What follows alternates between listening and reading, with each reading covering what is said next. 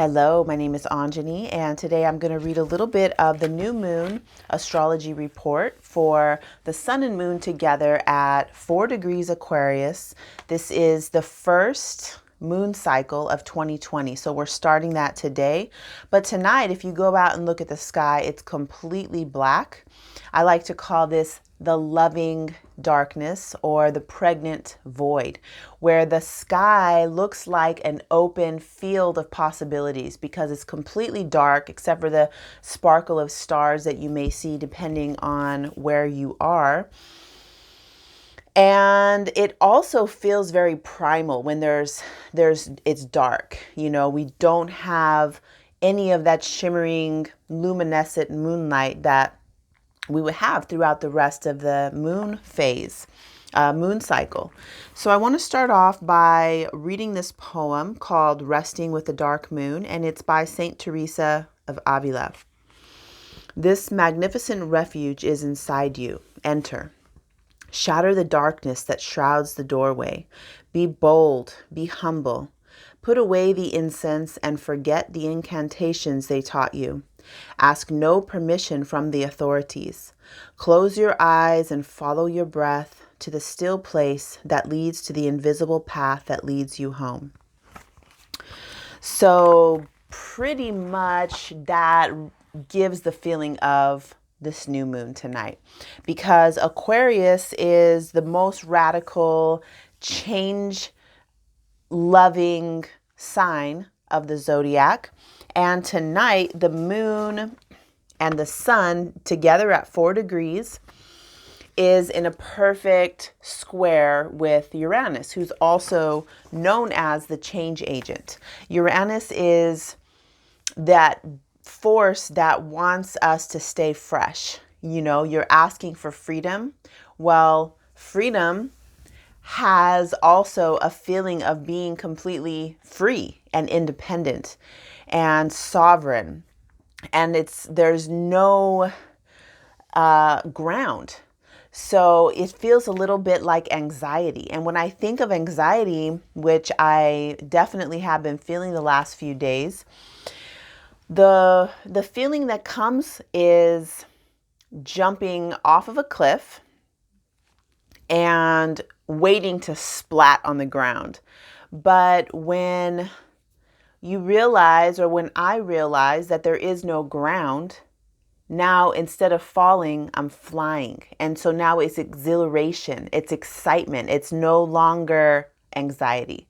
So there's kind of a turnaround there that really feels Uranian to me. And it really feels like Aquarius, with the sun and moon in Aquarius.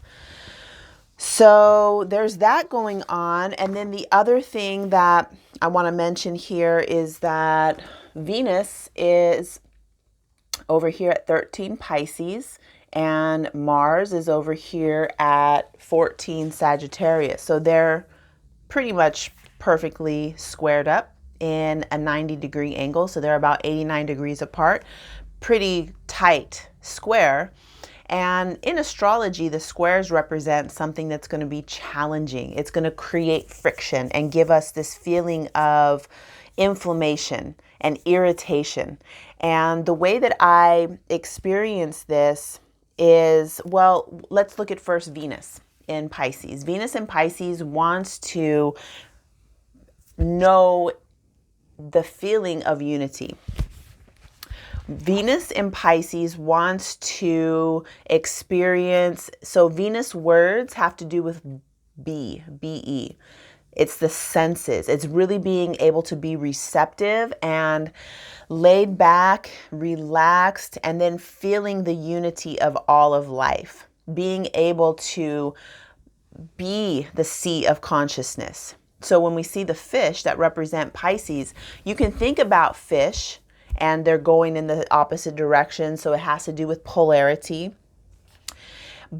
But I feel when I see that symbol, I think of the whole sea of consciousness, not just the fish going in opposite directions. So Pisces really represents that. And with Venus there, the senses want to get sort of psychedelic in a way, and being able to really be in the sensual body.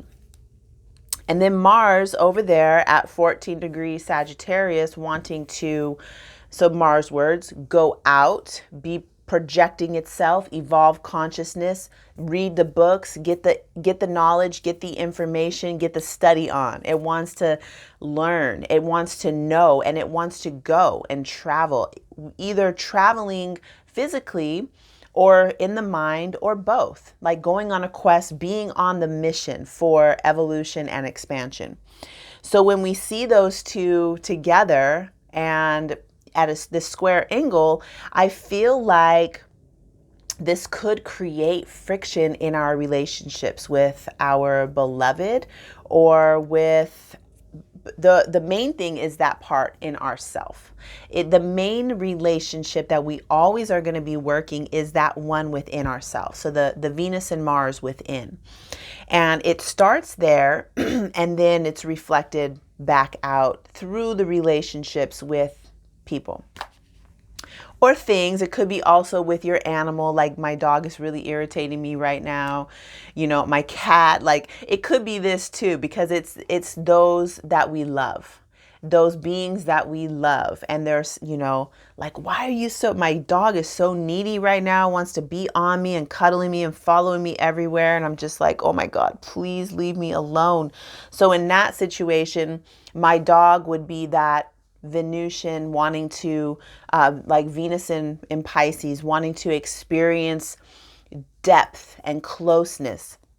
And I would be like the Mars archetype here, where I'm like, no, I got stuff to do. I'm trying to do this. I'm reading that. I'm going here. I'm going there. I got things going on. And I'm like, no, I haven't even let the dog in my room, which normally she sleeps with me. She's like my dog. We roll together. We run together.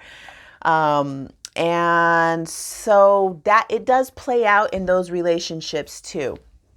So don't think it's just your lover or your partner, because it really stems from the inside. And then it can also show up in those relationships on the outside. So the medicine here is to see, like, what's that feel like inside? And when I bring my my awareness in toward like my Venus and my Mars and the way that those energies move inside of me, it feels very like something needs to crack, like my sternum needs to pop open, like I need more space for expansion and to hold more of my own mystery and include. It's an inclusive feeling, like there's more information, there's more expansion, evolution. And these are Sagittarius words with Mars over there. So really being able to stay open and not close down the heart, because that is something that can happen when Venus and Mars are square to each other, because it's irritating, it's hard, it's meant to be difficult. 90-degree angles are meant to be difficult. And the thing that's kind of habituated for a lot of us, and for me especially, is to just shut it down. Like, I'm just going to hide. I'm not going to say anything. I have work to do. I need to read these astrology charts, but I'm feeling all weird and I'm just going to like hide. That's an option. But the challenge is to stay open and keep expanding and saying yes to the experience, saying yes to life and the opportunities that are coming up. All right, so I'll leave the reading with that, just looking at the new moon. And actually, let me say one more thing about the new moon. We started off by reading this wonderful poem, and I want to just give a little shout out to this book because it is amazing. And new moons really are a time of starting fresh. And this particular new moon being the first one of 2020, it's like we really are getting to wash away, anything that's left over. I mean, during the Temple of the Moon, 13th moon cycle we just finished that one. Every single day, we've been going through every single movement of the moon, doing rituals, really finalizing on the information from 2019. We really finalized every little bit. And now today in this dark moon, emptying out whatever's left, emptying out anything else that hasn't been said, or that, you know, it's just really like blowing through a straw through the spine and really just clearing out, making space. Because who knows, you know what I mean? Like, who knows what can come in when you become hollow. And the dark moon is a perfect time for becoming hollow. So then when we see that little sliver on Sunday, this is like visually, when we look up at that, this is new hope. This is the new, the freshness of what we can create, and having that feeling of taking ourselves out and showing ourselves again, like the moon is showing. So thank you so much, and I look forward to connecting with you soon.